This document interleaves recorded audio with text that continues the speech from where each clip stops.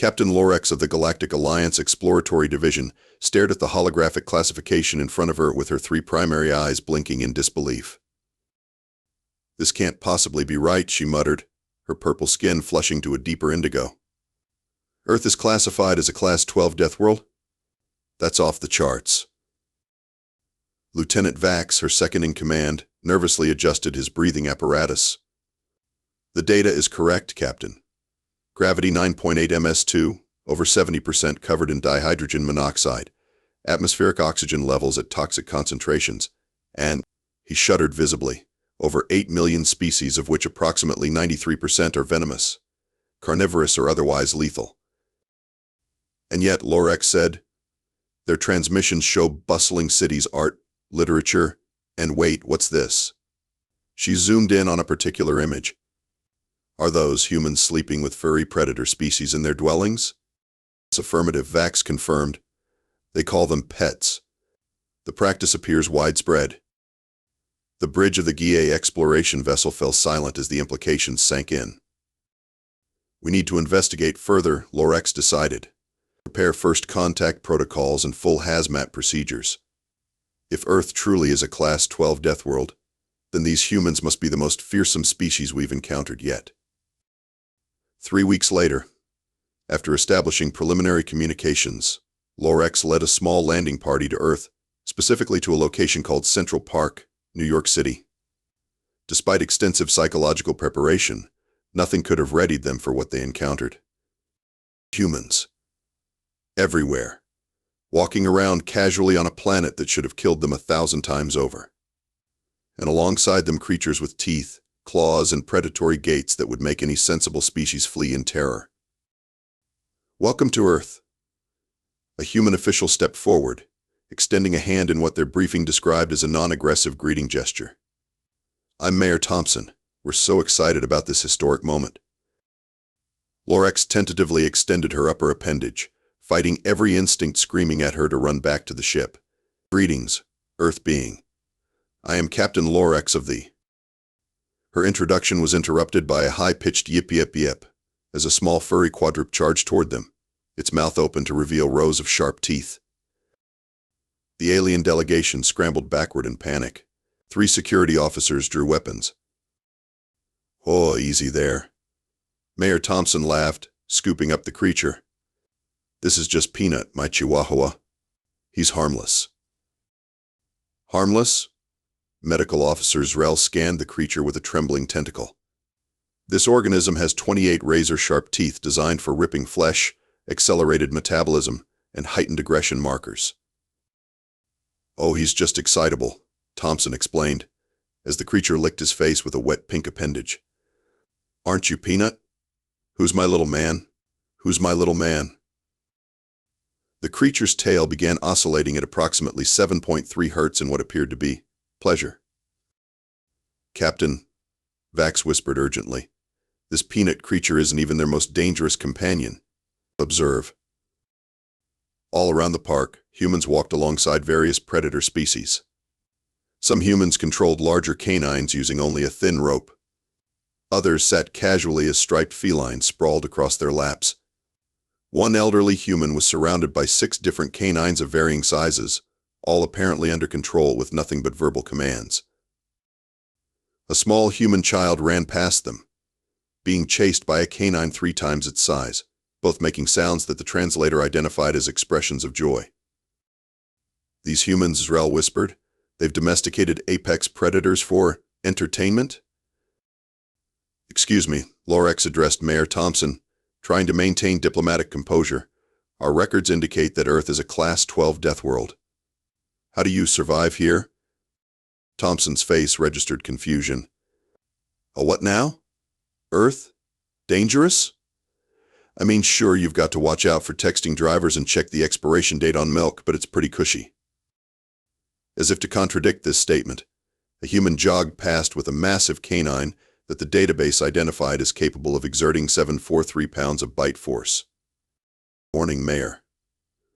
The jogger called cheerfully. "Beautiful day, isn't it?"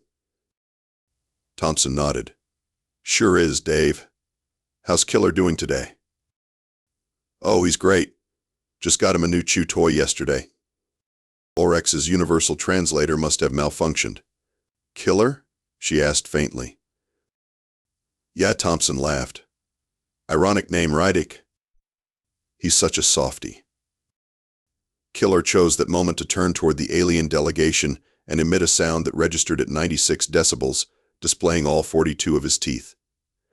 3 members of Lorex's team immediately fainted. Perhaps, Lorex suggested weakly, we should continue this cultural exchange in a more controlled environment? Sure thing, Thompson agreed. Let's head to City Hall. You can tell us more about this Deathworld business. Sounds like someone's been pulling your leg. As they walked, Lorex couldn't help noticing that literally everywhere humans went, they brought predators with them. On leashes, in carriers, in their arms, and sometimes most disturbingly dressed in tiny outfits that seemed designed to enhance rather than diminish their predatory nature. Humans, Lorex realized with growing horror, didn't fear apex predators. They accessorized them. The Galactic Alliance delegation huddled in the safety of their temporary quarters at City Hall, trying to process what they'd witnessed. According to my research, Lieutenant Vax explained, pulling up holographic displays, humans have been domesticating predator species for over 30,000 years. They started with wolves, pack hunters with one of the highest success rates in the galaxy, and selectively bred them for traits they found cute. Cute, Lorex repeated incredulously. They looked at a pack-hunting carnivore and thought, yes, this killing machine would look adorable in my sleeping chamber. Apparently so, Vax confirmed. And there's more. Their government has assigned a liaison officer to guide our further investigations into Earth culture. On cue, the door slid open, and a tall human male strode in confidently. Beside him trotted a massive canine with pointed ears and intelligent eyes. Heya, folks. I'm Officer Jack Harrison, Earth's officially designated alien buddy. He grinned widely, displaying his omnivorous teeth. And this is my partner, Destroyer. The room temperature seemed to drop 10 degrees. Destroyer? Medical Officer Zarel stuttered. Yep, named him that when he was a puppy and kept destroying my shoes. Jack patted the beast's head affectionately. He's a German Shepherd. Best breed there is for police work, protection, and cuddles. Cuddles, Lorex repeated dully. So. Jack clapped his hands together, causing several aliens to jump. I hear you want to learn more about Earth's wildlife? I've arranged a tour of our local animal sanctuary this afternoon. You'll get to see all sorts of awesome critters. The aliens exchanged horrified glances. Is that really necessary? Captain Lorex asked cautiously. Of course. Jack insisted. You can't visit Earth without seeing our biodiversity. It's like our whole thing. 4 hours later, the aliens found themselves at the Wild Friends Animal Sanctuary, which, despite its friendly name, appeared to be a collection of Earth's most terrifying organisms held behind barriers that seemed woefully inadequate. Now this, Jack said proudly, gesturing to an enclosure containing a massive striped feline, is a Bengal tiger. Endangered species. Beautiful, aren't they? The tiger chose that moment to lunge at the transparent barrier, causing the entire alien delegation to leap backward in terror. Don't worry, Jack laughed. That's just Raja saying hello. Tigers can exert about 1,000 pounds of bite force, strong enough to crush a turtle shell or, an alien skull probably. And you keep these as companions? Lorex asked, her voice pitched higher than usual. Well, not tigers specifically, though there are some idiots who try. Jack frowned. But cats? Absolutely. Some of my neighbors have Maine Coons nearly the size of Destroyer here. He led them to another area where humans were hand-feeding another giant predator. What is that? Vax demanded, pointing at a reptilian monster with the largest teeth they'd ever seen. American alligator, Jack said casually. About 13 feet long, weighs around 800 pounds. Their bite force is about 2,000 psi. And do humans domesticate these as well? Zarel asked faintly. Legally? No, Illegally? Jack wiggled his hand in a gesture the aliens had learned meant sometimes. We've had to bust a few operations where people were keeping them in bathtubs. In their hygiene chambers? Lorex clarified, wondering if the translator was malfunctioning. Yep, until they outgrow them, which they do pretty quick. Then it's usually the swimming pool. As they continued the tour, the true scope of human madness became apparent. Not only did they live on a planet filled with creatures designed by evolution to kill them, but they actively sought these creatures out, named them, fed them, and in many cases, they dressed them in tiny outfits. Oh, and here's something cool, Jack said, leading them to a small enclosure containing a coiled reptile. This is a ball python. Super popular pets. My daughter has one named Noodle. You allow your offspring to maintain proximity to a constrictor species? Zrel looked ready to faint again. Sure. Teaches responsibility. And they're really gentle. Want to hold him? The resulting panic and diplomatic incident took 3 hours to resolve. 1 month after first contact, Captain Lorex sat in her ship's conference room, staring at the official invitation with what could only be described as existential dread. They want us to invite humans to the Galactic Exotic Companions exhibition. She read aloud, her voice hollow. Have they lost their minds? Lieutenant Vax, who had developed a slight eye twitch since their visit to the reptile house, nodded glumly. High Command believes it would be an excellent cultural exchange opportunity. They think the humans' unique relationship with Earth fauna would make for an interesting exhibit. Interesting, Lorex repeated. Like a supernova is interesting when you're standing on the surface of the planet below it. Shall I decline the invitation? Vax asked hopefully. Lorex sighed, all 4 of her hearts heavy with resignation. No. Diplomatic protocols require us to extend the invitation. Perhaps we can guide them toward bringing less lethal companions. 2 days later, Lorex and her team met with Jack Harrison in Earth's United Nations building to discuss the exhibition. A galactic pet show? Jack's face lit up with enthusiasm. That sounds amazing. Wait until I tell the team about this.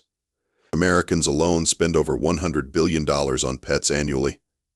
We take this stuff seriously. Yes, well, Lorex began carefully. There are certain guidelines. The Exotic Companions exhibition is a celebration of the bonds between sentient species and their non-sentient companions. Most participating species bring creatures that are non-threatening.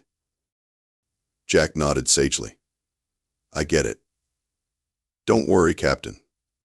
We'll bring our friendliest animals. Excellent, Lorex said, feeling relief for the first time in weeks. Most species bring companions that are decorative, telepathically soothing, or microscopic symbionts. Hayden. Jack scratched his chin thoughtfully. Well, we don't have many telepathic pets unless you count how cats somehow always know when you're about to open a can of tuna from 3 rooms away. What would you be considering then? Vax asked warily. Oh, the usual favorites. Dogs, cats, maybe some bearded dragons or ball pythons. Ferrets are always crowd pleasers. And rabbits. Everyone loves bunnies. The aliens visibly relaxed at the mention of bunnies, which sounded appropriately non-threatening. I'll put together a committee to select our representatives, Jack continued enthusiastically. We want to show the galaxy the very best of Earth's companion animals. Just remember, Lorex emphasized, the exhibition space will be adapted to standard galactic environmental conditions. No special containment facilities will be available. No problem, Jack assured her. Our pets are used to living with us in our homes. They'll be perfectly comfortable in whatever setup you've got. As Jack left to begin preparations, Lorex turned to her crew. Perhaps this won't be the disaster we're anticipating. These bunnies sound harmless enough. Medical Officer Zrel, who had taken it upon himself to study Earth's fauna in detail, pulled up a holographic display. Captain, I've located information on these bunnies. While they appear non-threatening, they possess powerful hind limbs capable of disemboweling an attacker. razor-sharp incisors for cutting through vegetation or flesh, and reproductive capabilities that could overrun the exhibition within days. Lorex stared at the image of the fluffy creature with long ears and twitching nose. That's one of their safe pets? Relatively speaking, yes, Jarrell confirmed grimly. Over the next few weeks, reports filtered in about Earth's preparations for the exhibition. Humans worldwide were competing for the honor of representing their planet, bringing their best friends to selection events where they were judged on criteria the aliens couldn't begin to comprehend. They're judging these predators on coat texture and ear posture? Vax reported incredulously. Not on least likely to devour a diplomat. Meanwhile, the Galactic Alliance was receiving frantic inquiries from other member species who had gotten wind of Earth's participation. The Flaxians are threatening to withdraw, Communications Officer Dren reported. They've seen footage of Earth felines and are concerned about their own companions, which are essentially sentient moss colonies. Tell them we're implementing additional safety protocols, Lorex lied smoothly. In truth, she had no idea how to contain the potential chaos, short of denying Earth's participation entirely, which High Command had expressly forbidden. The day before departure, Jack Harrison arrived at the ship with his final selection team, 6 humans, each specializing in different Earth animal categories. Captain Lorex, Jack called cheerfully. Meet Team Earth. We've got representatives for canines, felines, reptiles, small mammals, birds, and aquatics. Lorex nodded weakly at each human, noting with alarm that several were carrying containers of various sizes, all with ventilation holes. And how many companions will you be bringing? Just 2 of each category, Jack assured her. We narrowed it down from thousands of applicants. Only the best of the best. How restrained of you, Lorex managed. Oh, and don't worry about their care, Jack continued. We've brought everything they need: food, toys, habitats, cleaning supplies. These animals are our family. We take their well-being very seriously. Somehow, that was not Lorex's primary concern. The loading bay of the Galactic Alliance ship Harmonious Discovery had never witnessed such a procession. 6 humans marched aboard, each leading or carrying containers that, according to the ship's sensors, contained distinct life signs, all from predator species. All right, crew. Remember the protocols, Jack instructed his team as they prepared their companions for the journey. Exercise schedules remain the same regardless of artificial gravity. Feeding times adjust to ship cycle. And remember, clean up after your animals. Captain Lorex watched from a safe distance as the humans set up what they called a pet area in their assigned quarters. The ship's AI had been instructed to maintain constant surveillance and alert security at the first sign of an escape. Captain Security Officer Zenra approached, her ridge scales flattened in concern. I must express my reservations about this arrangement. We're allowing known predator species free movement within a secure vessel. They're contained in the human quarters, Lorex reminded her, without much conviction. For now, Zenra replied ominously. I've studied their containment methods. They're inadequate. As if to prove her point, a loud barking suddenly echoed through the corridor, followed by a human voice shouting, Maximus, no. We do not jump on new friends. A moment later, a massive canine creature bounded around the corner, heading straight for the 2 aliens. Behind it, a human female ran in pursuit, calling ineffectually for the beast to stop. Zenra, trained in 17 forms of combat, immediately placed herself between the captain and the threat, hand on her pulse weapon. The canine, this Maximus, skidded to a halt in front of them, tongue lolling out of its mouth, emitting short, excited respirations. I'm so sorry. The human woman caught up, grabbing a thin tether attached to the beast's neck. He's just excited to meet you. Maximus is very friendly. The canine chose that moment to emit a deep woof that reverberated through Zenra's combat exoskeleton. Is this creature secure? Zenra demanded, still in a defensive posture. Oh, absolutely, the woman assured her, despite all evidence to the contrary. He's just strong. Golden retrievers are very powerful but incredibly gentle. He wouldn't hurt a fly. A fly? Lorex questioned. Small flying insect, the woman explained. Figure of speech. Means he's harmless. Zenra's scanner indicated the creature could exert a bite force sufficient to crush a standard-issue helmet. Harmless seemed optimistic at best. Over the next 3 ship cycles, similar incidents multiplied. A small, elongated mammal the humans called a ferret was discovered in the ship's ventilation system. One of the cats left a partially consumed rodent-like organism, which the humans assured was a toy, not an actual kill, outside Lorex's quarters. The human in charge of reptiles casually mentioned that one of his charges hadn't eaten in weeks, which was totally normal, and not a sign that it was conserving energy for a large kill. Most disturbing to Lorex was Security Officer Zenra's gradual change in behavior. Initially the most vocal critic of the Earth creatures, she had begun spending off-duty hours in the human quarters, particularly with Jack Harrison and his German Shepherd. "I'm conducting research," Zenra explained when questioned. But Lorex noticed how her ridge scales lifted, a sign of pleasure in her species, when the canine placed its head on her lap. "They're not what we expected," Zenra admitted during one briefing. "These creatures form genuine bonds with their human companions. There's an intelligence there, a loyalty that's fascinating."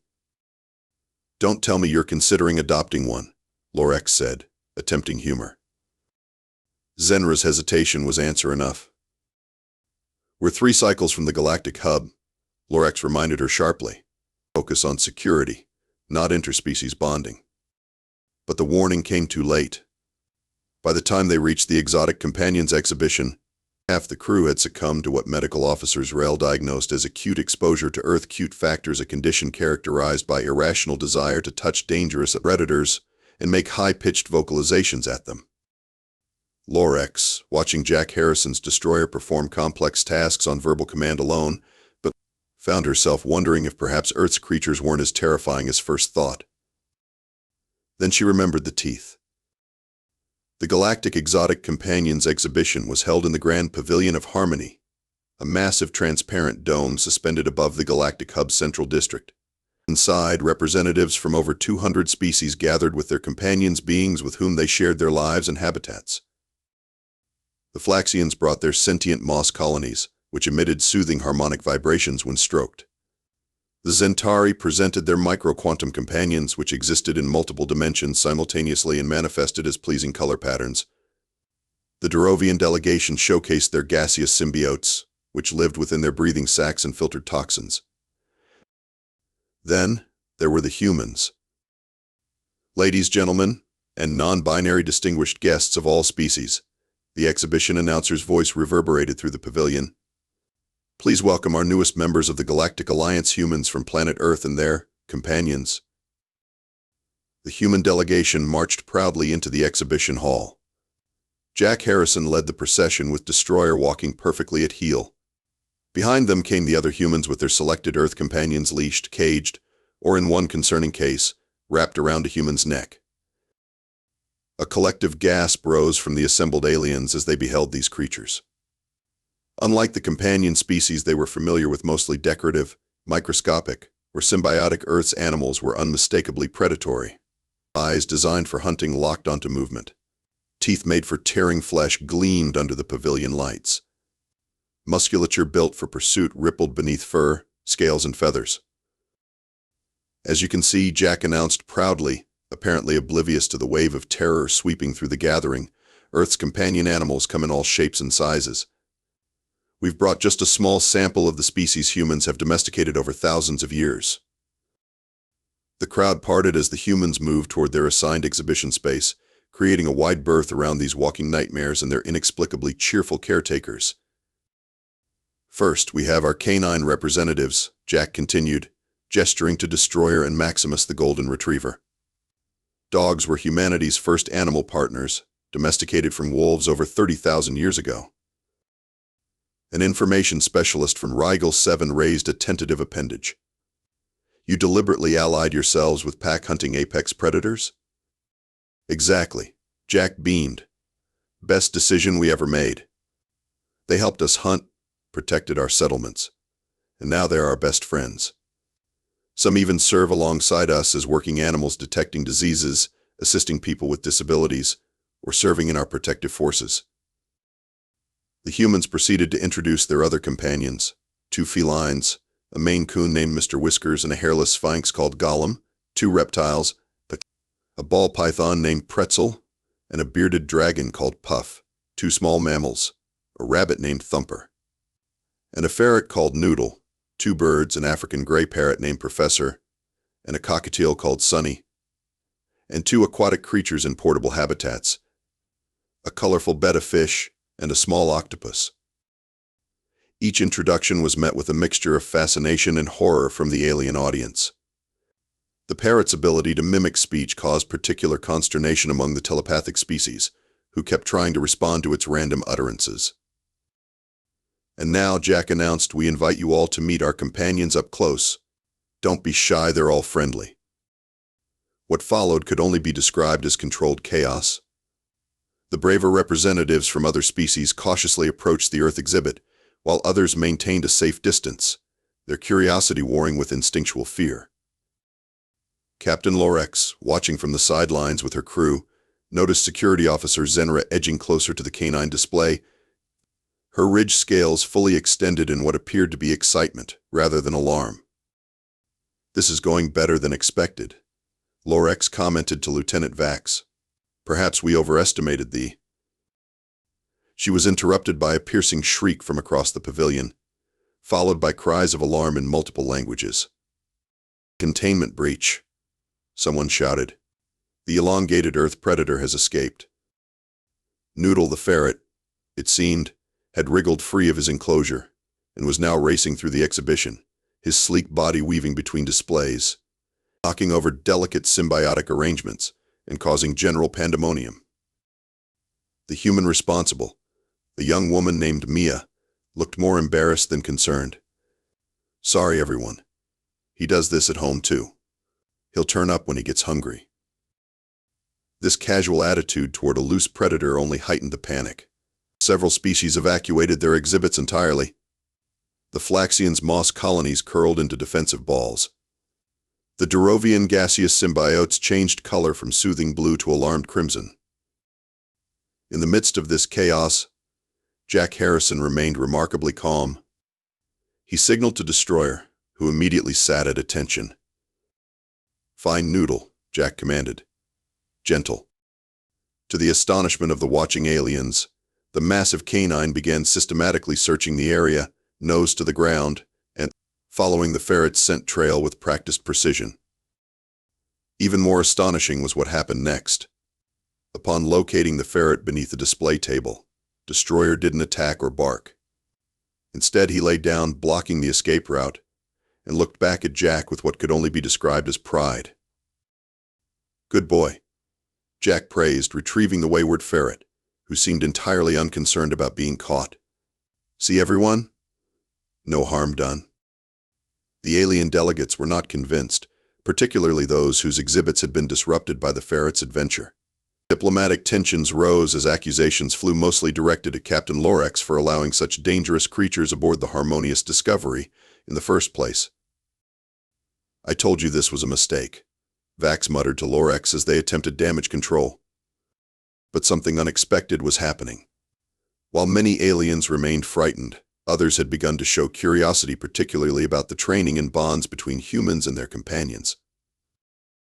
"Your canine responded to verbal commands alone," a Zentari scientist observed to Jack. "No neural implants or pheromone controls?" "Nope," Jack replied. "Just training, trust, and treats. Lots of treats." "Fascinating," the scientist murmured, "and the loyalty appears mutual." Indeed, throughout the chaos, Earth's animals had remained remarkably calm, looking to their humans for guidance rather than succumbing to the surrounding panic. Most surprising of all was Security Officer Zenra, who had somehow ended up holding Mr. Whiskers the Maine Coon. The massive feline was purring loudly in her arms, and Zenra's usually stern features had softened into what could only be described as adoration. "Captain," Zenra said as Lorex approached, "I believe I've been conducting insufficient research on Earth fauna. This creature produces vibrations that appear to have calming neurological effects." "That's purring," Lorex informed her dryly. And you're supposed to be maintaining security, not cuddling Earth predators. I'm multitasking, Zenra replied, not taking her eyes off the cat. By the end of the exhibition's first day, despite the ferret incident and several minor diplomatic protests, Earth's companions had become the most visited display. Humans demonstrated their pets' tricks, explained their care, and most importantly, showed the genuine bonds they shared with species that, by all galactic logic, that should have been mortal enemies. It was, Jack Harrison later declared, a positive first impression.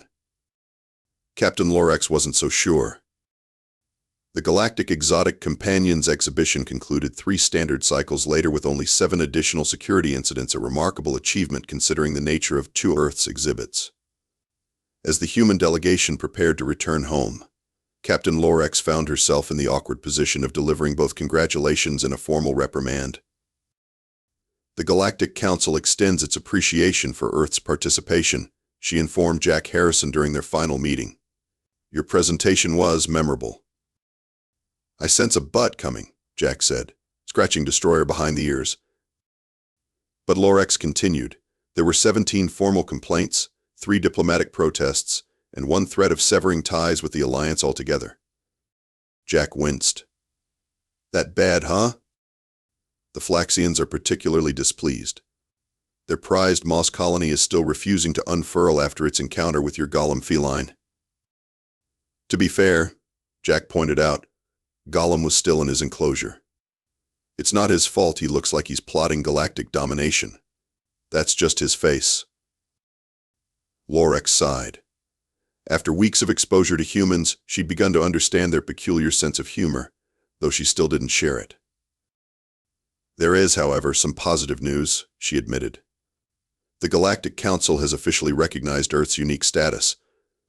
You are no longer classified simply as a death world. We never thought we were, Jack reminded her. Your planet has been reclassified as a Class 12 anomalous biosphere with indigenous apex-compatible sentience. Jack blinked. That's quite a mouthful. In unofficial terms, Lorex added, most of the galaxy now refers to humans as the crazy ones who cuddle with predators. I'll take it. Jack grinned. Better than the terrifying Deathworlders, right? Lorex wasn't entirely sure about that. The exhibition had revealed something about humans that was, in its way, more terrifying than their physical adaptations to Earth's deadly environment. These creatures had looked at the most dangerous species on their planet and thought, yes, I will bring this into my dwelling. Give it a ridiculous name, Trey, and teach it to play fetch.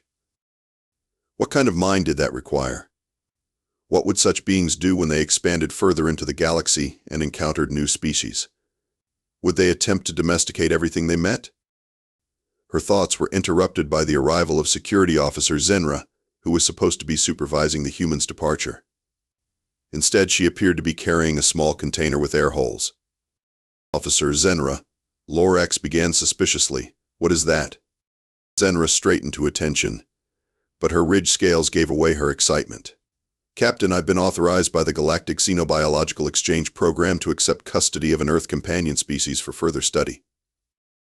She means she's adopting a kitten, Jack translated, grinning. One of Mr. Whisker's offspring. The litter was born just before we left Earth. Is this approved? Lorex asked weakly, already knowing the answer. All the paperwork's done, Zenra confirmed. I've completed the required training and set up appropriate habitat conditions in my quarters. Lorex stared at her most disciplined officer, now reduced to cooing at a box containing a miniature predator. And you really wish to proceed with this? Captain, Zenra said seriously, in my security career, I've encountered countless species and faced numerous threats, but I've never met any beings like these Earth companions. They're not merely domesticated, they've co-evolved with humans. They understand emotions, form bonds, provide comfort and protection. There's much we can learn from them. Jack nodded approvingly. Couldn't have said it better myself. Besides, Zenra added, as a tiny mew emerged from the container, have you seen how cute they are? Careful, officer, Lorex warned. You're beginning to sound like a human. I'll take that as a compliment, Zenra replied. As the human delegation finally departed, Lorex found herself reflecting on everything she'd learned about these strange Deathworlders. Humans hadn't just survived their hostile planet, they'd formed alliances with its most dangerous inhabitants. They hadn't conquered through force alone, but through understanding, patience, and genuine affection. It was, Lorex had to admit, a unique approach to survival. Captain Lieutenant Vax approached, interrupting her thoughts. The human transport has departed. The ship's decontamination is complete. And there's been another development. What now? Lorex asked, dreading the answer. The Galactic Council has received over 300 applications from various species requesting permission to acquire Earth companion animals. Lorex stared at him. 300? And counting, Vax confirmed.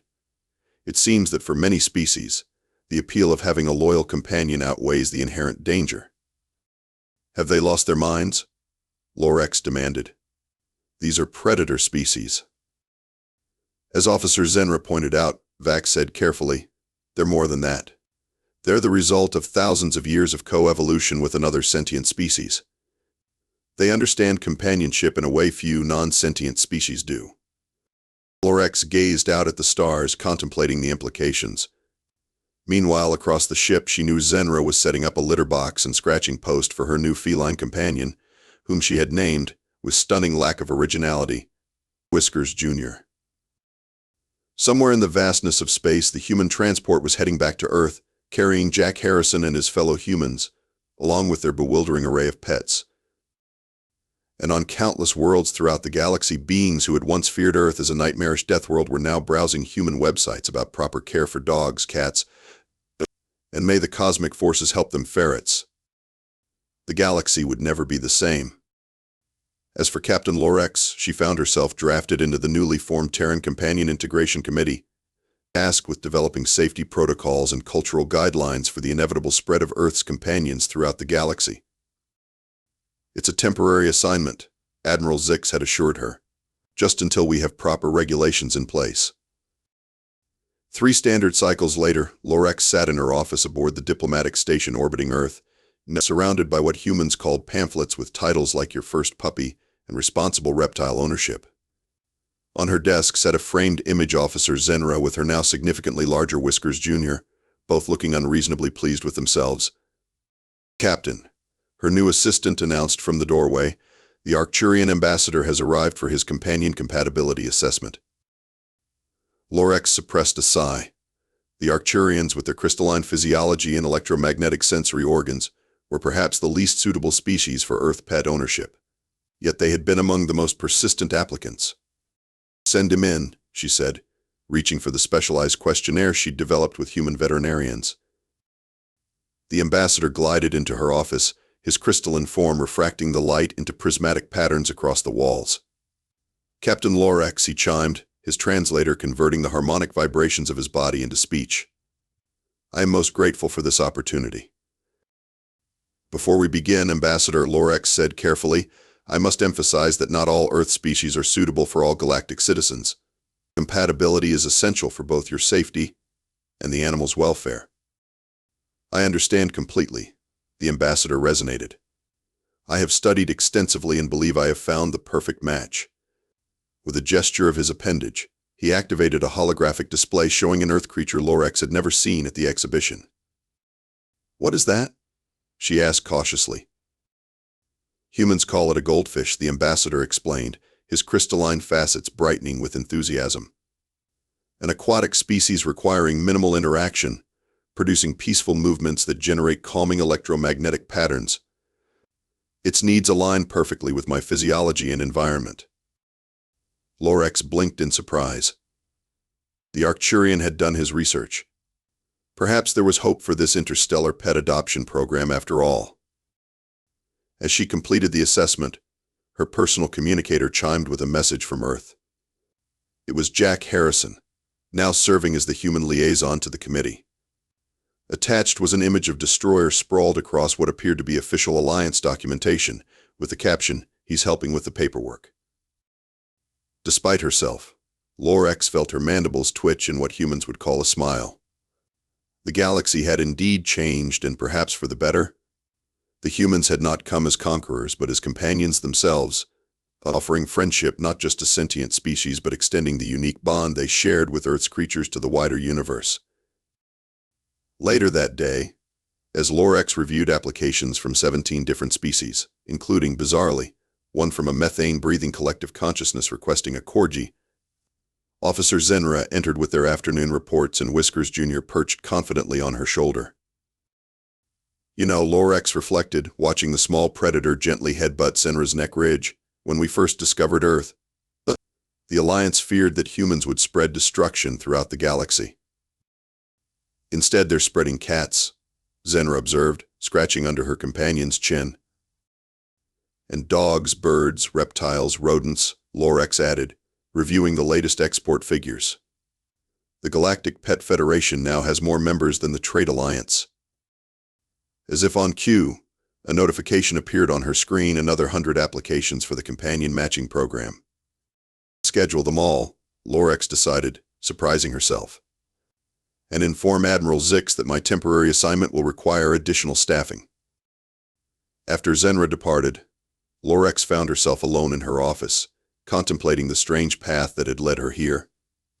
Her previous posting had been hunting pirates in the Cygnus Arm, a straightforward security assignment with clear protocols. Now she was determining whether silicon-based life forms could safely care for something called a hamster. And yet, there was something deeply satisfying about it.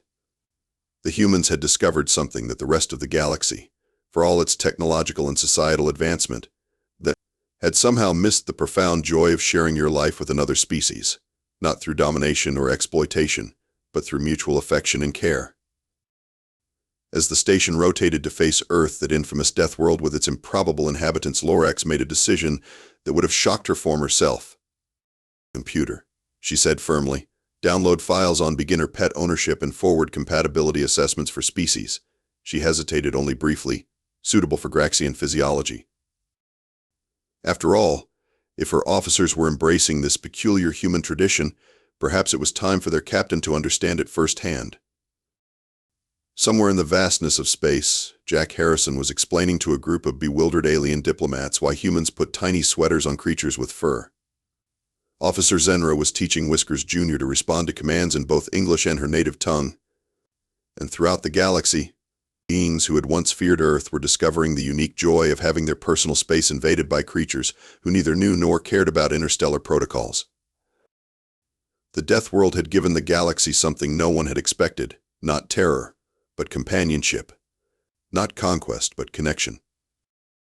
And despite her best efforts to maintain professional detachment, Captain Lorex found herself looking forward to meeting whatever small Earth creature might soon share her quarters among the stars.